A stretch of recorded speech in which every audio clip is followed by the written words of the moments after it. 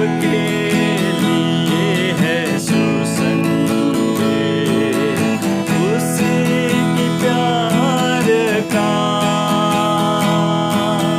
सबके लिए है सुसंदेश उसी की प्यार का। सबके दिलों का प्यारा मसीहा, सबके दिलों का प्यारा मसीहा, राजा है शांति का। उसी तेरा निशान, आगे बढ़ है जवान, पीछे न हटना कभी। यीशु है तेरी चट्टान, उसी तेरा निशान।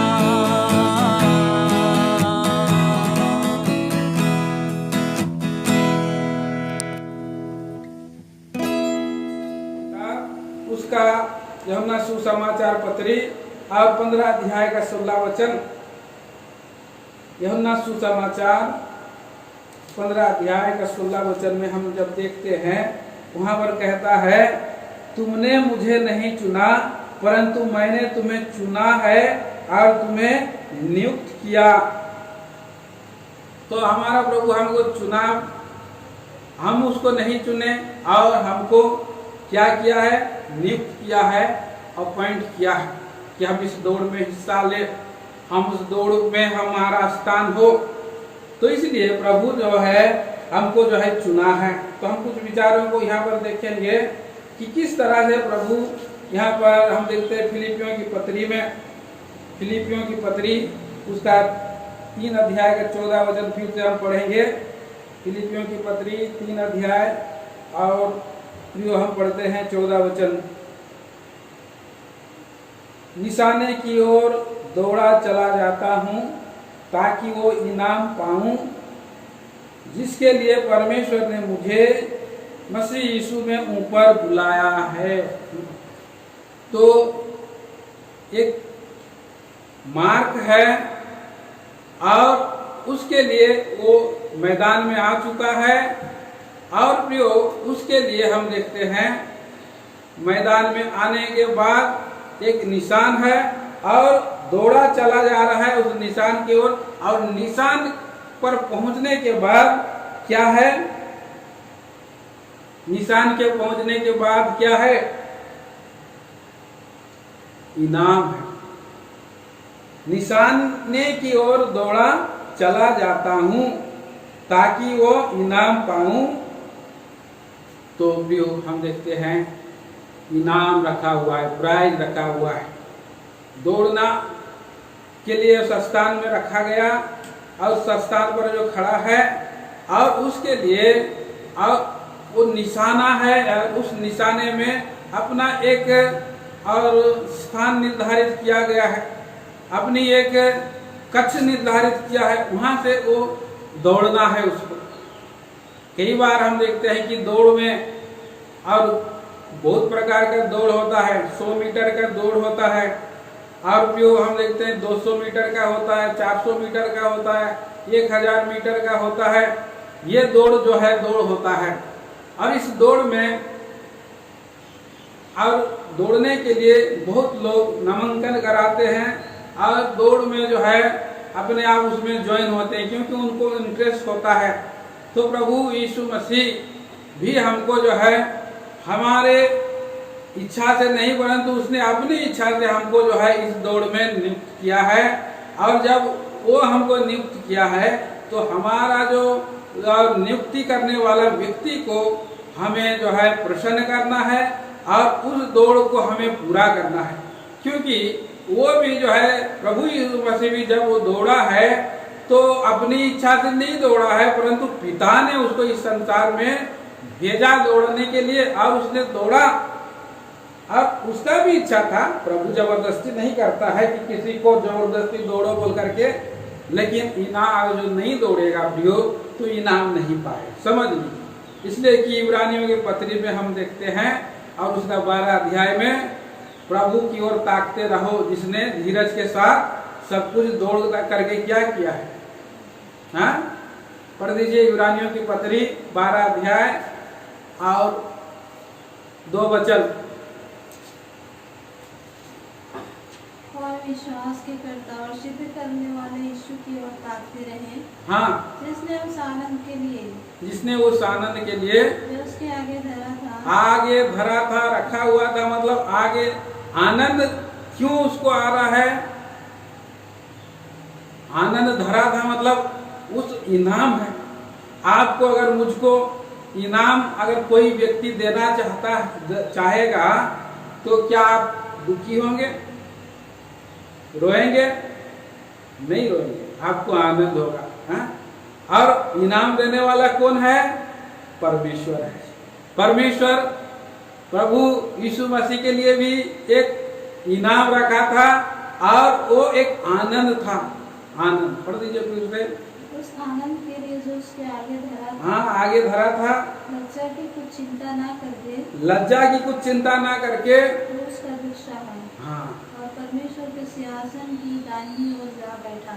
तो यहाँ पर लज्जा की कुछ चिंता ना करके बहुत सारे भाई बहन तो अगर आप खड़ा कर देंगे, भाई जी आप यहाँ से दौड़िए और हमारा चर्च से लेकर के वहाँ चौक तक हमारे सारे विश्वासी भाइयों को या बहनों को बोलेंगे भाई और दौड़िए एक एक करके, या आप लोग 3-3 करके लाइन बना करके दौड़िए, तो बहुत सारे लोग तो चर्च भी नहीं आते।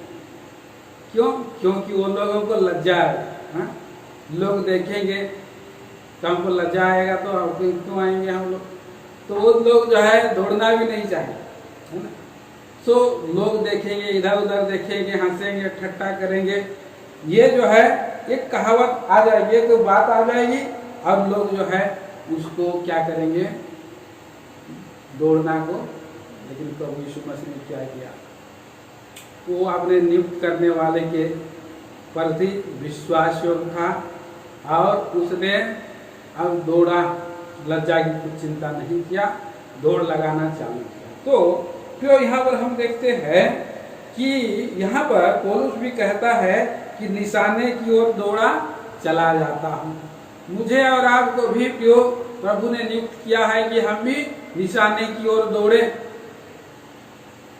निशाना प्रभु ने दिया है, एम प्रभु ने दिया है और मार्ग प्रभु ने दिया है, उसके लिए दौड़ना है, निशाने की ओर दौड़ना। दौड़ने से पहले काफी बातों को हम देखते हैं कि दौड़ करके जीतने की जो है आवश्यकता पड़ती है। उसके लिए काफी बातों को ध्यान किया जाता है कि हम जो है ऐसे दौड़े कि हम जीते। पढ़िए पहला उसका कुरिन्थियों की पत्री, पहला कुरिन्थी 9 अध्याय का 24 वचन। पहला कुरिन्थियों की पत्री 9 अध्याय 24 पद। क्या तुम नहीं जानते हाँ, कि दौड़ में तो दौड़ते सभी हैं, हाँ, तरह इनाम एक ही दे जाता है, हाँ। तुम वैसे ही दौड़ो कि जीतो। तो यहाँ पर हम देखते हैं प्रियो, दौड़ने में तो सब लोग दौड़ते हैं लेकिन सब लोग फर्स्ट नहीं आ पाते हैं, इसलिए कि ऐसा दौड़ो कि जीतो, वैसे दौड़ो कि जीतो। दौड़ में तो सब लोग दौड़ते हैं, बहुत लोग हारने की इच्छा से भी दौड़ते हैं, खाली नाम आ जाए। बहुत लोग जो है दौड़ने के लिए कोशिश करते हैं। अब उदाहरण हम देख लेते हैं, किसी को अगर परीक्षा में एग्जाम में बैठा दिया जाता है, बहुत लोग सोचते हैं कि हम फर्स्ट डिवीजन लाने का कोशिश करेंगे। इसके लिए वो लोग 110% जो है कोशिश करते हैं, 120% वो कोशिश करते हैं। और बहुत लोग जो है कोशिश करते हैं भाई मुझे तो केवल 3rd डिवीजन ही पास करना है। इसके लिए वो लोग कोशिश करते हैं कि मुझको जो है और 3rd डिवीजन पास करना है तो 30 मार्क लाना है, इसलिए ज़्यादा नहीं पढ़ेंगे, ज़्यादा पढ़ने की आवश्यकता नहीं। अब वो लोग आखिर में फेल हो जाते हैं। वो लोग सेकेंड डिवीजन का आने का कोशिश करते हैं, परंतु वे लोग मुश्किल से पास होते हैं। इसीलिए एक्स्ट्रा जो है और निशान और एक्स्ट्रा बल उनको लगाने की आवश्यकता है। दिन रात मेहनत करने वाले ही क्या करते हैं, पहला और प्रथम पुरस्कार पाते हैं। तो यहाँ पर हम देखते हैं प्रियो, ये पहला कुरिन्थियों की पत्री में और 9 अध्याय का 24 पद में ही बात को देखते हैं। क्या तुम नहीं जानते कि दौड़ में तो दौड़ते सभी है, परंतु इनाम एक ही ले जाता है।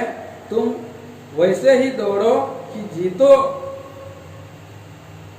तो इनाम पाने के लिए वो दौड़ रहा है।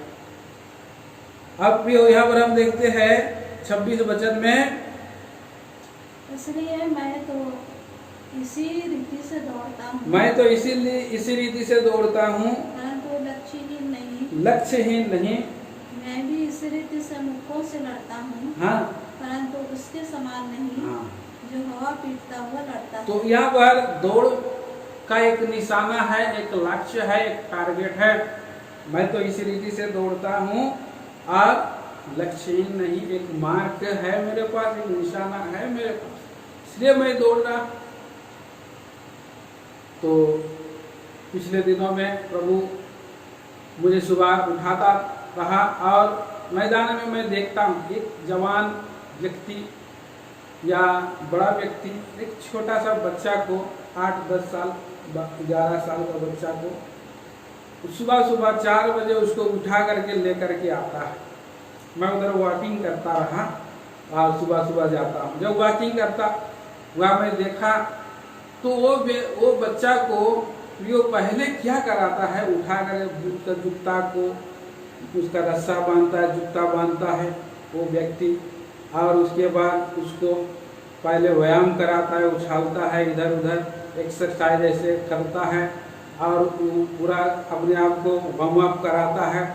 और उसके बाद हम देखते हैं और धीरे धीरे जो है उसको दौड़ता है, टारगेट देता है, बीच में वो खड़ा रहता है वो व्यक्ति और वो एक चक्कर लगाते रहता है, इसीलिए कि दौड़ उसको एक अच्छा धावक बनाने के लिए कोशिश कर रहा है। वो बड़ा व्यक्ति हो सकता है, उसका जो है गुरु हो या पिता हो, कोई भी हो, तो वो कोशिश कर रहे हैं थे।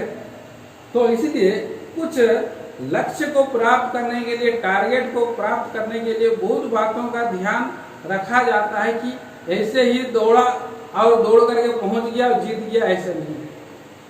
और एक दिन दौड़ा उसके बाद जो है बाकी 3 सप्ताह जो है छोड़ दिया और 1 सप्ताह दौड़ा, ऐसे बात भी नहीं है। तो बहुत बातों का ध्यान रखा जाता है। और दौड़ने के लिए क्या किया जाता है, पहले तो हम देखते हैं समय और अभ्यास करना है। दौड़ के लिए क्या करना है, जब व्यक्ति दौड़ता है तो वह बहुत समय से अभ्यास करता है और चाक चौबंद रहता है। पहला जो है अभ्यास करना है। दौड़ के लिए क्या करना है, अभ्यास करना है। पहला विचार हमारे जो दौड़ जीतना है तो उसके लिए अभ्यास करना जरूरी है। अगर अभ्यास नहीं करेगा, महीना में 1 सप्ताह दौड़ेगा, 3 सप्ताह बैठ रहेगा, क्या होगा, वो जीत सकता है? नहीं जीत सकता। उसको हर समय धावक को जो है दौड़ना है। धावक को चाहे वो वर्षा हो, चाहे वो गर्मी हो, चाहे वो ठंडी हो, वो मैदान में आप जाकर देखिए, वो लगातार प्रैक्टिस करता रहता है, दौड़ करता रहता है। तो बहुत सा क्रिकेटर लोग भी इसके लिए और प्रयत्न करते रहते हैं कि कैसे हम इस देश में वर्ल्ड कप जीते या हमारा टीम अच्छा करे। इसके लिए वो हर दिन उनका जो है 2 घंटा, 4 घंटा, 6 घंटा, 8 घंटा भी अभ्यास करते रहते हैं। अब इस तरह से अभ्यास जरूरी है, चाक चौबंद जरूरी है। दूसरा हम देखते हैं कि एक दौड़क को, एक धावक को जब दौड़ना है तो उसको समय देना है। समय बहुत जरूरी है, जो ये नियमित समय उसको देना है। समय देना है, नियमित समय देना है और सुबह सुबह पहला स्थान जो है प्रैक्टिस करना है, जाना है। तो इसके लिए उसको और आलसी नहीं होना है, समय देना जरूरी है। तो हमारे भी प्रभु के लोगों को भी प्रभु को समय देना जरूरी है। प्रभु का समय को हमें चुराना नहीं है। प्रभु यीशु मसीह हमें जो दौड़ दिया है, दौड़ने के लिए कौन सा मुकुट है वो? मुरझाने वाला नहीं, परंतु वो लोग तो मुरझाने वाला का मुकुट के लिए करते हैं। पढ़ दीजिए 25 बच्चा पहला। हर एक पहलवान सब प्रकार का संयम करता है। वे तो एक मुरझाने वाले मुकुट को पाने के लिए यह सब करते हैं, परंतु हम तो उस मुकुट के लिए करते हैं जो मुरझाने का नहीं है। तो एक उस पहलवान, एक धावक, जब वो एक लक्ष्य के लिए या एक इनाम के लिए, पुरस्कार के लिए और चैंपियन बनने के लिए कोशिश करता है, तो वो जो है हर एक प्रकार का क्या करता है? संयम करता है, समय का पाबंद रहता है और रेगुलर जो है उसको और जो है उसको कंटिन्यू उसको करता है। और तीसरा हम देखते हैं वो मेहनत करता है, आलसी नहीं होता है। तीसरा हम देखते हैं कि वो मेहनत करता है, ऐसा नहीं कि वो आता है मैदान में खड़ा रह करके देख करके चला जाता। उसके लिए उसको आज्ञा में उसका जो मालिक, उसका जो और देखभाल करता है और उसका जो कोच है उस कोच के अंडर में रहता है। कोच उसको बोलेगा कि 100 बार उठक बैठ करो पहले, उसके बाद रन मारना, 100 बार उसको उठक बैठ करना पड़ेगा और उसके बाद उसको और जो जैसा वो बोलेगा जितना राउंड मारना है उतना मारना पड़ेगा। और कहीं पर बीच में अगर थोड़ा सा और स्लो हो जा रहा है तो वहाँ से उसको बोलेगा वहाँ से स्टेप लो, बढ़ाओ, एक एक कदम स्टेप लेने के बारे में भी धावक को और बोला जाता है।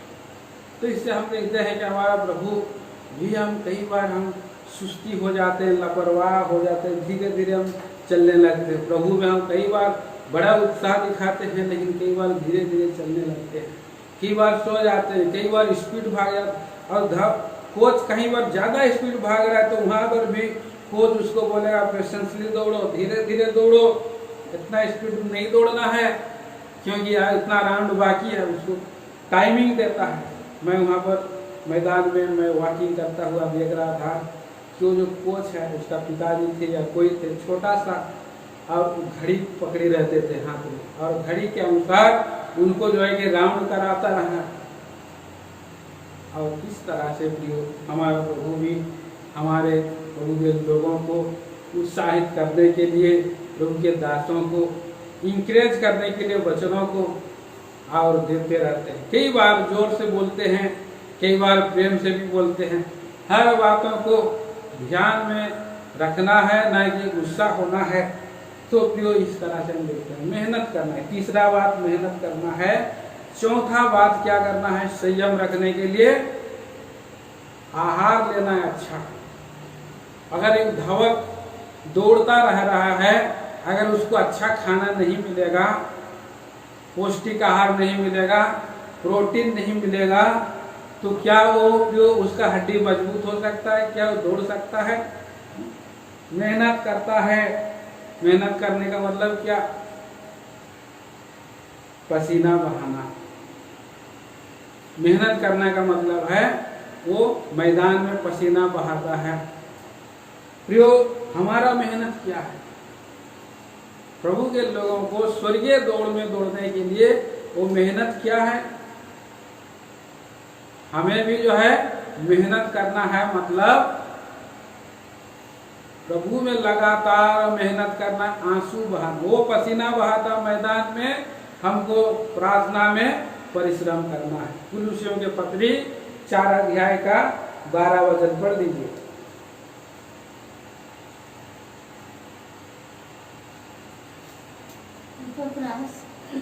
जो तुम में से है उपपराध जो तुम में से है और मसीह यीशु का दास है, मसीह यीशु का दास है, तुम्हें नमस्कार कहता है तुम्हें नमस्कार कहता है। और सदा तुम्हारे लिए प्रार्थनाओं में प्रयत्न करता है ताकि तुम सिद्ध होकर पूर्ण प्रार्थना में प्रयत्न करता है लिखा है।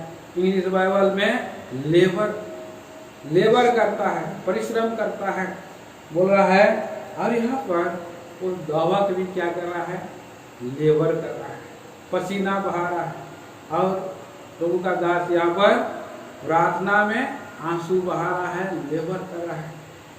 कई बार जो है कि लोगों को घूमने का मन करता है, अच्छा कपड़ा पहनने का भी मन करता है, झिकमिक कपड़ा पहनने का प्रभु के दासों को भी एक बार मन करता है।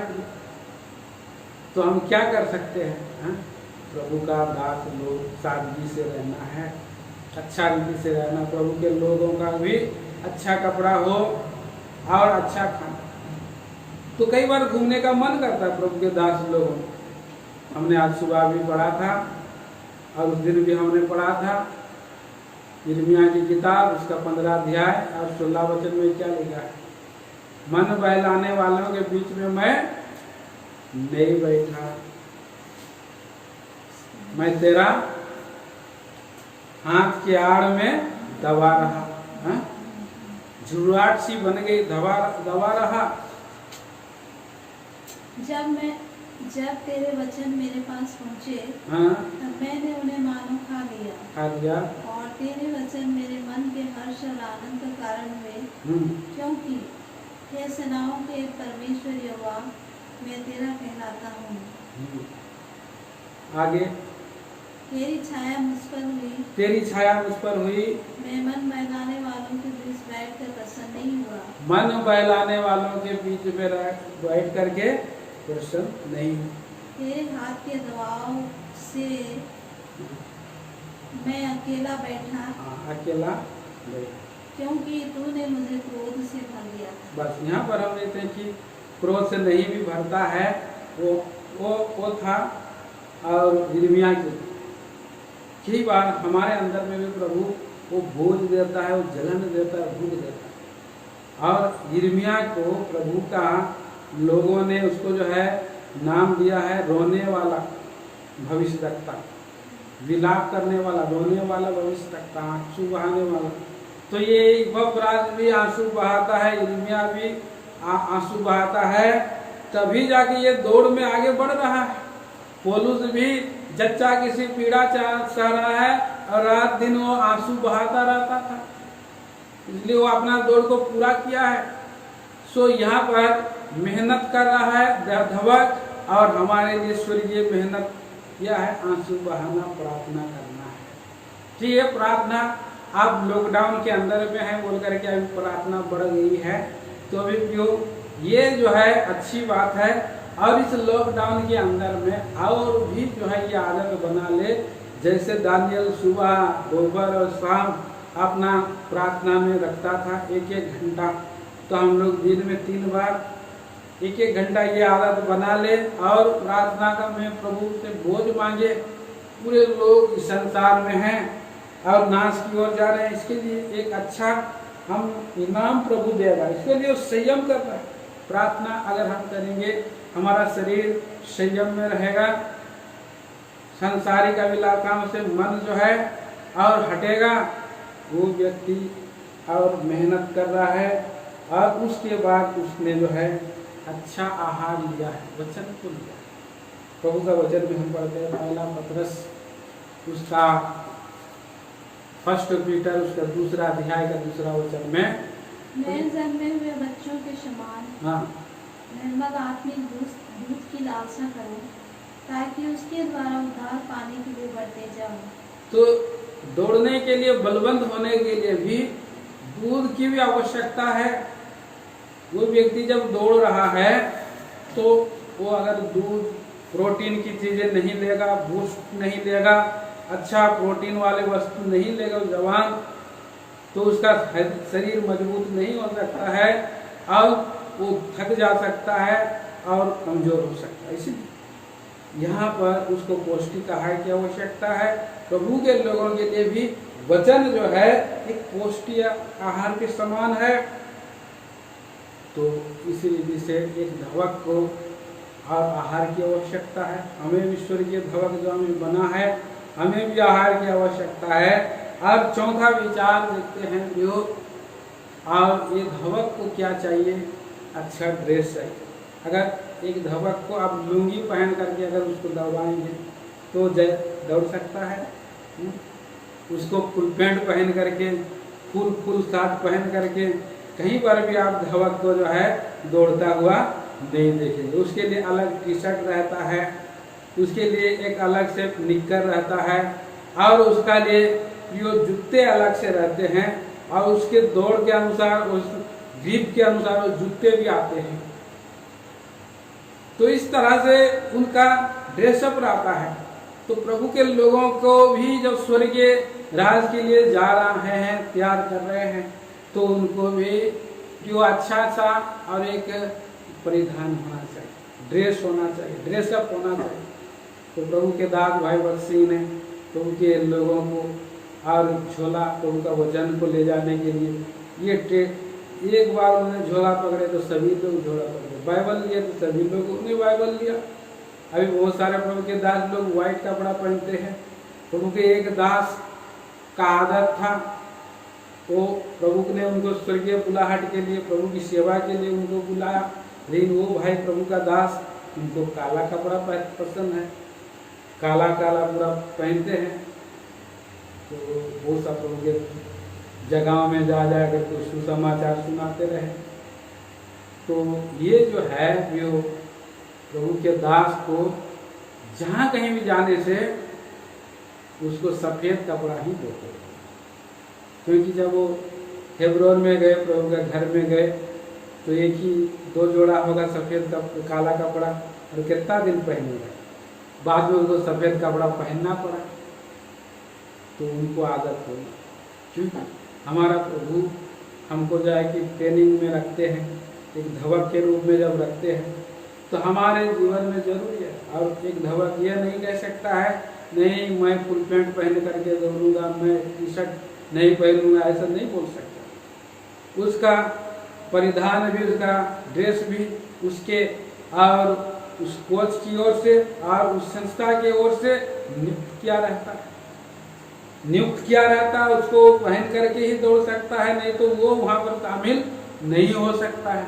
इसलिए प्रभु के लोगों को भी और ऐसे ही सुंदर और सुहावना वस्त्र जो है होना चाहिए, और जिसके द्वारा से वो उनका किसी को ठोकर का कारण ना बने, चाहे वो बाधा का कारण ना हो।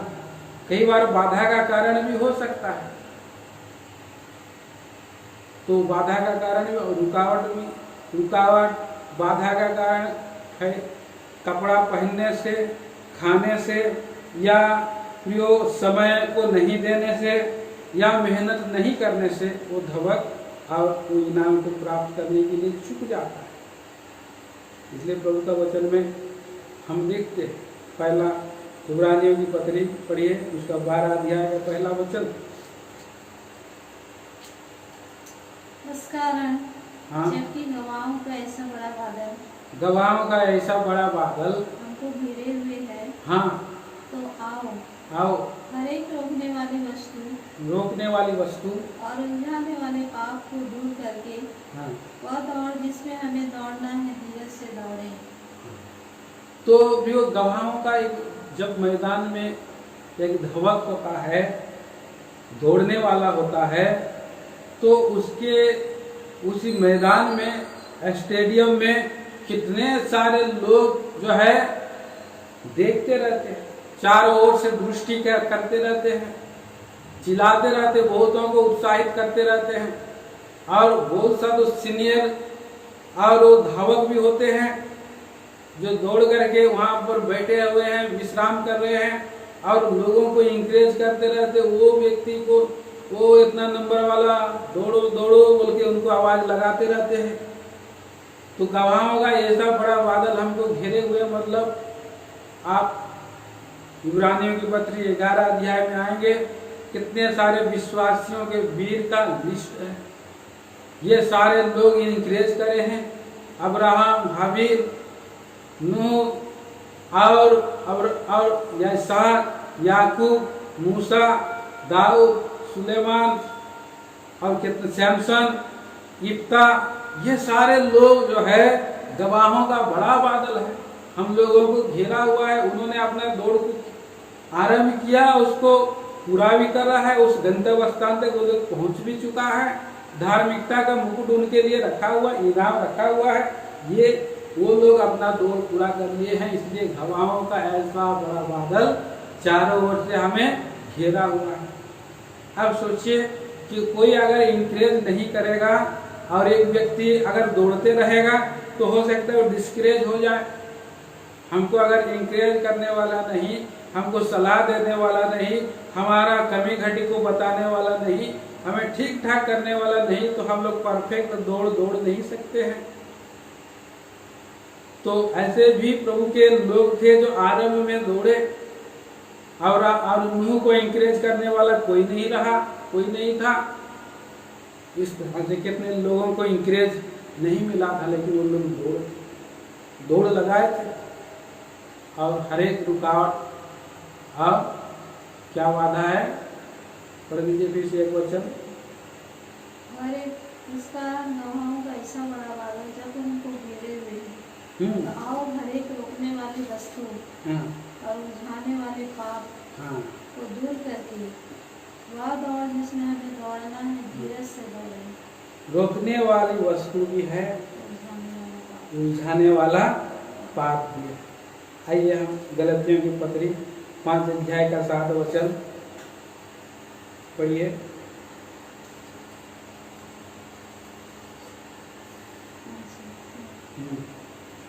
तुम तो भले भांति दौड़ रहे थे, तुम तो भली भांति दौड़ रहे थे, अब किसने तुम्हें रोक दिया कि सत्य को ना मानो। भली भांति हम लोग सेवा करते रहे, दौड़ते रहे। रोकने वाली वस्तु भी है, उलझाने वाला पाप भी है। तो बहुत बार सीधी दौड़ ही दौड़ा जाता है, लेकिन बहुत बार बाधा दौड़ होता है। बाधा दौड़ में कई बार वो जो है कि बड़ा बड़ा पत्थरों से ऊपर चढ़ के, घर से ऊपर चढ़ के, बड़ा बड़ा ब्रेक सब कुछ जंप मार करके ऐसा जो है दौड़ना पड़ता है।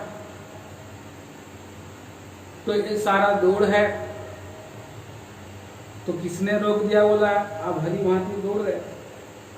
बहुत सारे लोग जो है भली भांति दौड़ते दौड़ते भी उनका जो है डिस्टेनी अलग हो गया, दूसरे जगह में चले गए। निशाने में और उसके जगह से वो सीधा दौड़ना है। अगर थोड़ा सा अगर दायां में चला गया तो दूसरे रास्ते में वो चला जाएगा, दाहिने ओर चला गया। अगर बाएं ओर चला गया तो दूसरे मार्ग में चला जाए, दूसरों के लिए भी वो ठोकर का कारण बन सकता है। वो लेंगी मारा जा सकता है, अड़ंगा मारा जा सकता है, भटक जा सकता रास्ता में। तो बहुत लोग भी गिर सकते हैं। तो इसीलिए आज कोई किसी को रोके ना, कोई किसी को लेंगी ना मारे। इसने तुम्हें रोक दिया है कि सत्य को नहीं मानो, तो बहुत लोग रुकावट का कारण होते हैं, और संसार भी रुकावट का कारण होता है। देमास भी जो है प्रभु का एक चेला था, वो भी एक धावक था, लेकिन उसने क्या किया है, दूसरा तिमुथियों की दूसरी पत्री कितना 4 अध्याय का 10 वचन। क्योंकि देमास ने इस संसार को प्रिय जान करके मुझे छोड़ दिया है, हाँ, और थिस्सलुनीके को चला गया। बस यहाँ पर हम देखते हैं कि वो देमास दूसरी जगह चला गया छोड़ करके, प्रभु का दास को छोड़ दिया, मतलब प्रभु को छोड़ दिया।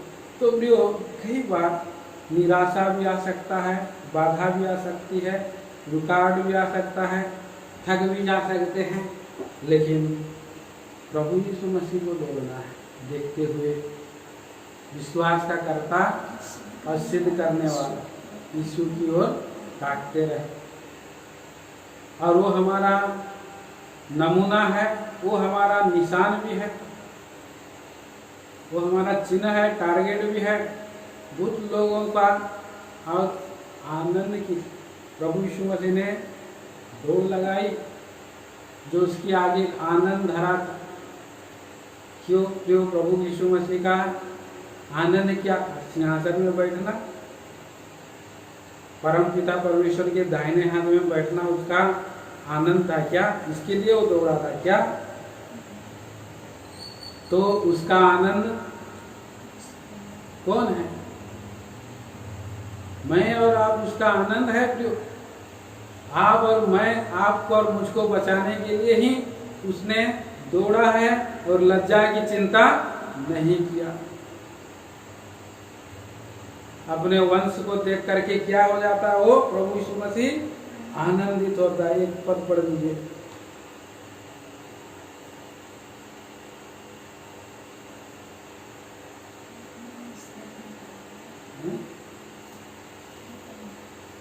यशायाह नबी की किताब और यशायाह नबी की किताब उसका 53 अध्याय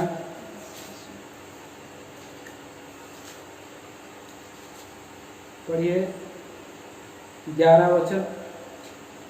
वो अपने प्राणों का दुख उठाकर उसे देखेगा और तृप्त होगा। हाँ। अपने ज्ञान के द्वारा मेरा धर्मी दास वो तेरे को धर्मी ठहराएगा। उसको तृप्ति मिली, उसको शांति मिली, आनंद मिला। अपना प्राणों का दुख उठा करके हमारा उद्धार किया है। वो उसका आनंद है। क्यों? तो ये दौड़ में हम जब दौड़ रहे हैं तो ये सारे बातें, 4 बातें हमने, 6 बातें हमने देखा है। पहला, दौड़ में दौड़ने के लिए क्या जरूरत है? यो अभ्यास करते रहने की जरूरत, तैयारी, कंटिन्यू तैयारी करना है। 1 महीना में 3 सप्ताह छोड़ नहीं देना, 1 सप्ताह रुक दौड़ना है, 3 सप्ताह छोड़ना है, कंटिन्यू दौड़ना है। दूसरा, समय देना है, समय देते रहना, लगातार समय चाहिए। तीसरा जो है क्या चाहिए? मेहनत करना पड़ता है, लगातार जो है प्रार्थना में लगे रहे आत्मिक दौड़ को दौड़ने के लिए। और चौथा, अच्छा पौष्टिक आहार की आवश्यकता है। और 5वां क्या आवश्यकता है? अच्छा ड्रेसअप, वस्त्र, संयम। पौष्टिक आहार मतलब जो कुछ भी उसको जो है रुचा वही खा लिया, ऐसा बात नहीं है। बहुत चीज़ों को उसको छोड़ना पड़ता है, बहुत चीज़ों को जो नहीं चीज पसंद है उसको भी लेना पड़ता है। और जो कपड़ा उसको पसंद है उसको छोड़ देना पड़ता है। और जो उसका कोच ने और जो कमेटी ने ठहराया है वो ड्रेसअप को लेना पड़ता है। चौथा हम देखता है। 5वां देखता है संयम के साथ दौड़ना है। रोकने वाले वस्तु को किसने तुम्हें रोक दिया? रुकावट बाधा आएगी, लेकिन संयम और धीरज के साथ संयम के साथ दौड़ना है। गलती 5 अध्याय उसके 7 वचन के अनुसार। और 6वां कैसे दौड़ना है? धीरज के साथ दौड़ना, स्पीड से भी नहीं भाग जाना है। बाधा दौड़ भी है और उलझने मार्ग में बहुत है, इसलिए 6वां स्पीड के साथ दौड़ना है।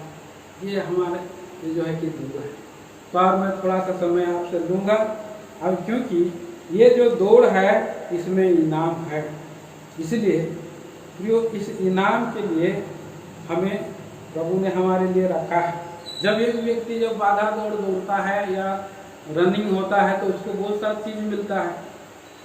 अगर फुटबॉल में जाएंगे तो शील्ड कप मिलता है, फुटबॉल में जाने से, क्रिकेट में जाने से शील्ड कप मिलता है। और जब फौज लोग जाता वो लोग जीतता है, युद्ध जीतता है तो उनको क्या मिलता है? मेडल मिलता है, बहुत सा मेडल उनको मिलता है। और जब लोग जो है धावक के रूप में दौड़ते हैं तो उनको मुकुट मिलता है। और जैतून का एक मुकुट बनाता है और उसको मुकुट दिया जाता है, जैतून का मुकुट एथलीट्स में, और वो मुकुट पहना करके उनको आदर किया जाता है। जब व्यक्ति को जब वो दौड़ लेता है तो भी उसको आदर मिलता है। लेकिन हमारा प्रभु जो है हमको जो मुकुट देने वाला है वो उसमें क्या क्या है, पढ़ दीजिए रोमियो की पत्री उसका 2 अध्याय का 10 वचन।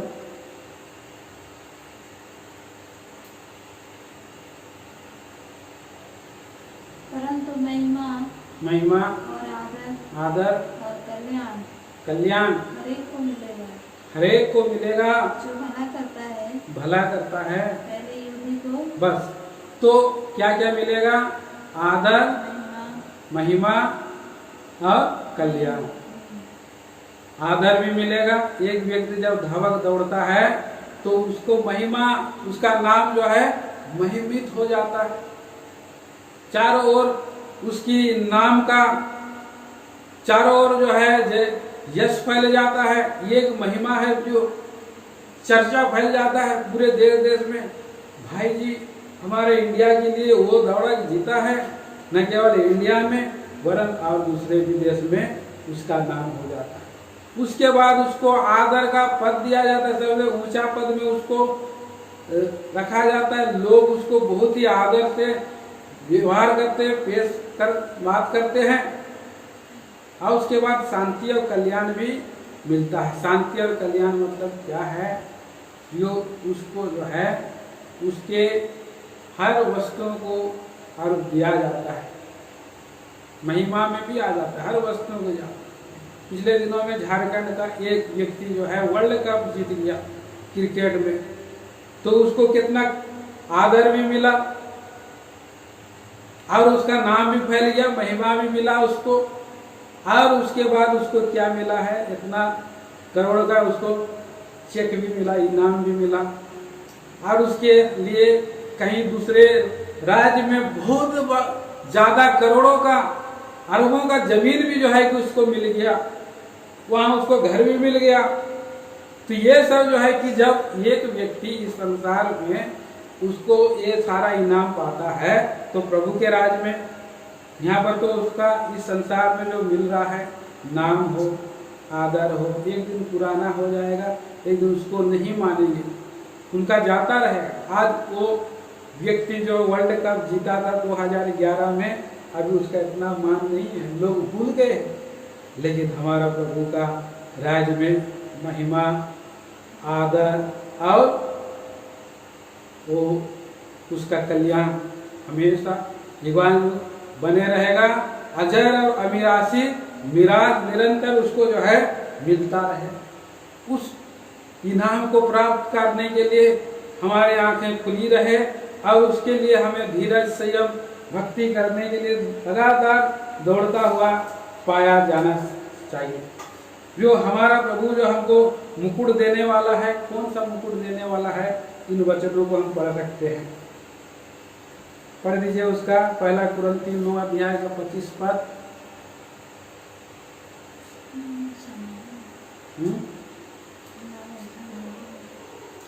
ना मुरझाने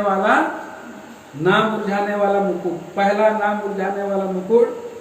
तीमोथियों की पत्री 2 तीमोथी 4 अध्याय का 8 में क्या लिखा है, धर्म का मुकुट जो दौड़ेगा, ना मुरझाने वाला मुकुट, दूसरा धर्म का मुकुट, और तीसरा जो मुकुट है अब 1 पतरस उसका 5 अध्याय उसका 4 वचन में वो है महिमा का मुकुट। उस मुकुट में महिमा रहेगा। तो बहुत सा मुकुटों का अंदर में बहुत सा मणि जड़े रहते हैं।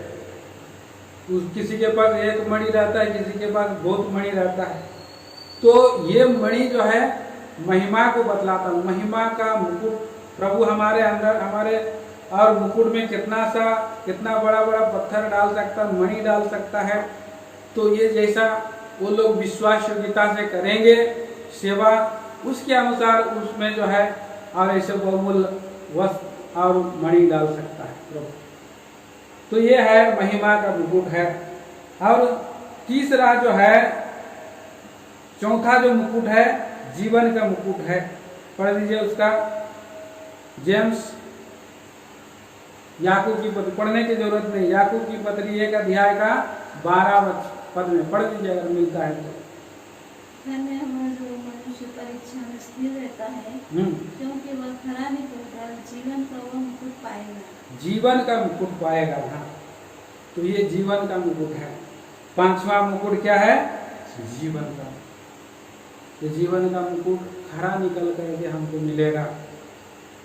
खरा निकलने के पहले क्या होगा? खरा एक ही सोना को खरा बनाने के पहले उसको आग में जाना पड़ता है। आग क्या बदलाता है? दुख को, पीड़ा को, कष्ट को, निंदा बदनामी को, सताव को बदलाता है। इसीलिए ये जीवन हमको जो मिला है अनंत जीवन, और इस जीवन को, मुकुट को पाने के लिए खरा निकलने की आवश्यकता है, दुख में जाने की आवश्यकता है। और दौड़ने वाला व्यक्ति को दुख हो सकता है, तकलीफ हो सकता है, कई बार लंगड़ा भी सकता है, दर्द भी उठ सकता है, पर उसको दौड़ते रहना होगा। तो ऐसा व्यक्ति को और जीवन का मुकुट भी मिलता है। और ये सारे मुकुट को छीना भी जा सकता है, इसलिए चौकस रहना है। मुकुट प्रतिस्पर्धा बहुत है, जबकि हमारा विरोधी शैतान जो है मुकुट को हटा देना चाहता, नहीं देना चाहता। पढ़ लीजिए इब्रानी रेवलेशन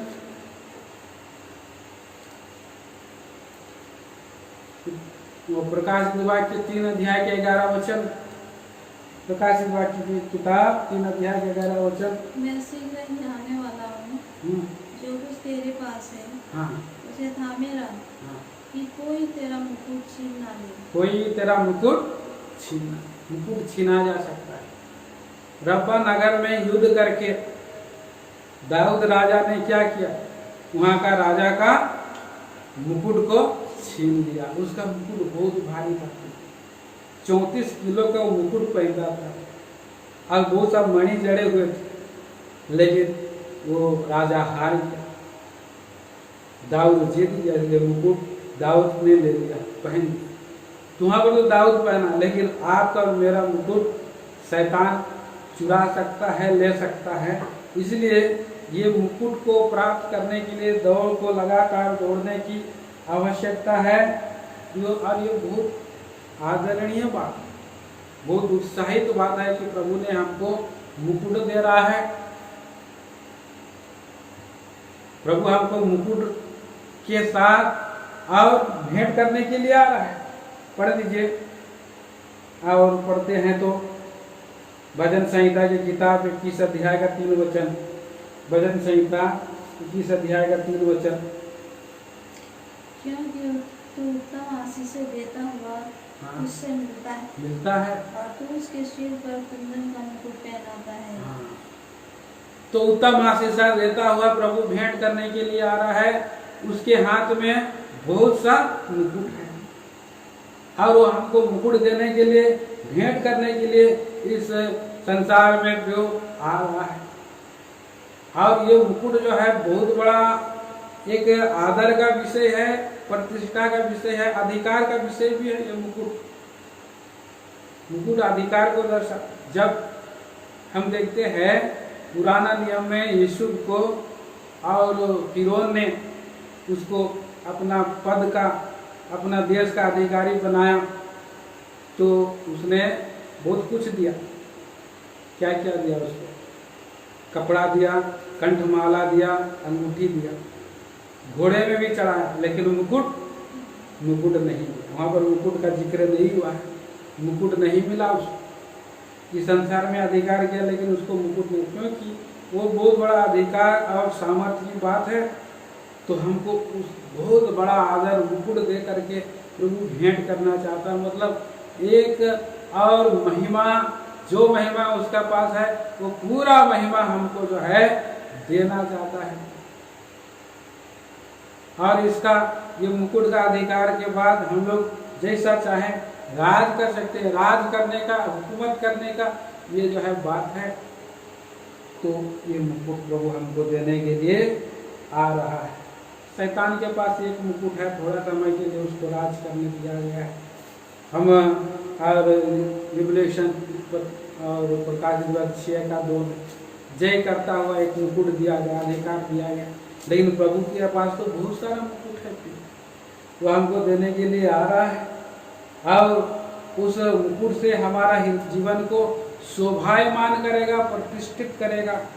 आइए एक वचन पढ़ करके हम लोग खत्म करेंगे और 2 वचन पढ़ते हैं। पहले हम नीति वचन की किताब उसका 4 अध्याय 8 और 9 वचन पढ़ते हैं। नीति वचन की किताब 4 अध्याय 8 और 9 वचन। हमको क्या करना है, पढ़िए। उसकी बड़ाई कर, उसकी बड़ाई कर, वो तुझको बढ़ाएगी। जब तू उससे लिपट जाए, जब तू उससे लिपट जाए, तब वह तेरी महिमा करेगी। तब वह तेरी महिमा करेगी। आगे, वह तेरे सिर पर शोभायमान भूषण बांधेगी। वह तेरे सिर पर शोभायमान भूषण बांधेगी। वह तुझे सुंदर मुकुट देगी। हाँ, सुंदर मुकुट देने वाला है तो प्रभु हमें देने के लिए आ रहा है। और यशायाह की किताब 62 अध्याय 62 चैप्टर वर्ष 3 और 4। तू यहोवा के हाथ नहीं में, सॉरी 2 और 3। तब जाति जाति के लोग, तब जाति जाति के लोग तेरा धर्म हाँ और सब राजा तेरी महिमा देखेंगे। हाँ और तेरा एक नया नाम रखा जाएगा, नया नाम प्रभु हमको देगा प्रियो।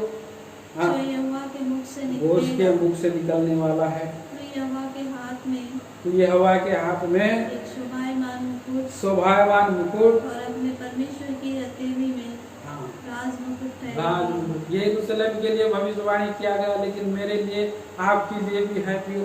प्रभु हमको एक प्रकाश बाग में देखते हैं नया नाम देगा और हमारा महिमा करेगा, आदर देगा, मुकुट देगा। इसलिए हमें प्रभु में लिपटे रहना है, प्रभु में बने रहना है और उस इनाम को प्राप्त करने के लिए जो ऊपर की ओर बुलाहट है दौड़ते चले जाना है। प्रभु हमें सहायता करे, तैयार करे कि हम इस मुकुट के लिए लगातार इस दौड़ को जारी रखें। जैसा और प्रभु के दास उन्होंने बताया, जैसा पौलुस ने दौड़ा, पतरस ने दौड़ लगाई और कितने सारे विश्वास के वीरों ने दौड़ लगाई है। हर एक को महिमा का मुकुट, जीवन का मुकुट और यो ना मुरझाने वाला मुकुट और ये सारा मुकुट प्रभु जो है देने वाला है और आदर करने वाला है। उसके बाद लेने के लिए हमें प्रभु तैयार करे, सहायता करे। प्रार्थना करेंगे। महान पिता परमेश्वर, जान का राजा, धन्यवाद आराधना स्तुति करते हैं आपके सनातन विचार में। प्रभु आपने इन दिनों में फिलिपियों की पत्री 1 अध्याय का 14 वचन को दिखाया है। प्रभु जी, मैं निशाने की ओर दौड़ा चला जाता हूँ जो प्रभु ने मेरे लिए इनाम को रखा है, प्राइज को पाऊँ। और इसके लिए काफ़ी आपने बातों को दिखाया कि इस रीति से हम तैयार हो सकते हैं। प्रभु जी, हमें लगातार दयालु प्रभु जी आपको समय देना है, मेहनत करना है, अभ्यास करना है। दयालु प्रभु जी, अच्छा आहार लेना है। दयालु प्रभु जी, इस रीति से रोकने वाले, उठाने वाली वस्तुओं को दूर करना है। दयालु प्रभु जी, संयम से दौड़ना है, पीछे नहीं हटना है। प्रभु बहुत सा बातों का आपने प्रभु हमें दिखाया, धन्यवाद देते हैं, धन्यवाद देते हैं। प्रभु जी, हमारे लिए आपने मुकुट रखा है, जो मुकुट एक बहुत ही बड़ा विषय है। बहुतों को अगर वो मेडल मिल सकता है, कप मिल सकता है, दयालु प्रभु जी मुरझाने वाला मुकुट भी मिल सकता है, लेकिन हमारे जीवन को प्रभु जी महिमा का मुकुट देने वाला है और उसके साथ आदर और महिमा और दयालु प्रभु जी और कल्याण भी देने वाला है। दयालु प्रभु जी, वो मुकुट बहुतों की संसार में प्रभु जी नहीं मिल सकता है, लेकिन केवल आप ही दे सकता है। दयालु प्रभु इसके लिए हम तैयार हो सके, सहायता करें। बाकी जीवन को आपके हाथ में सौंप देते हैं, वचन के घेरे में बना रखें। धन्यवाद के साथ इस प्रार्थना को लगातार मसीह यीशु के नाम में मांगते हैं, सुनिए, स्वर्ग राज्य में ग्रहण करें पिताजी, आमीन। अब प्रभु यीशु मसीह का अनुग्रह, परमेश्वर पिता का प्रेम, पवित्र आत्मा की सहभागिता हमारे वाले संतों के साथ सदा सर्वदा होता रहे, आमीन। सबों को जय मसीह की। प्रभु को हम धन्यवाद देते हैं, आप लोगों ने बहुमूल्य समय दिया और प्रभु आपको बहुत आयत से आशीष दे। प्रिय भाई बहनों, इसी रीति से आने वाले दिनों में भी इस तरह की सेवा को लगातार हम करते रहें जब तक ये तालाबंदी है, और तब हम प्रभु के राज के लिए तैयार हो सकें। प्रभु सहायता करे। आइए, जय मसीह।